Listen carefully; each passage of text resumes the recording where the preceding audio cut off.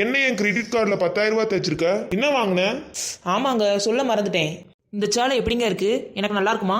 10,000 ரூபாய்க்கு வாங்கியிருக்கேல, நல்லா தான் இருக்கும். இங்க பாருங்களேன், இந்த போஸ்ட் பாருங்களேன். இந்த பொண்ணு இதே புடவையை தான் கட்டியிருக்கா. நீ லைக் போட்டிருக்க.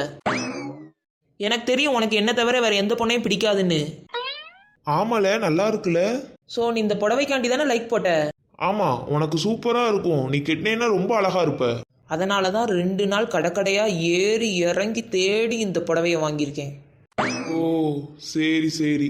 அப்புறம் இங்க பாருங்களேன், இந்த பர்ஸ் எவ்வளவு தெரியுமா? எவ்வளோமா? 2000 ரூபா. ஜஸ்ட் 2000 தானா? ஆமாங்க, அதுவும் கார்டுல தான் ஸ்வைப் பண்ணேன். அப்படியா? கார்ட்லயே தானா?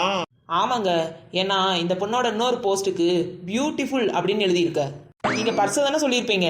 ஆமாமா, பர்ஸ் தான் சொன்னேன். வாவ், பியூட்டிஃபுல், சூப்பர் கலரா இருக்கு. எப்படி சிக்கிரிக்கம் பாத்தியாப்பா?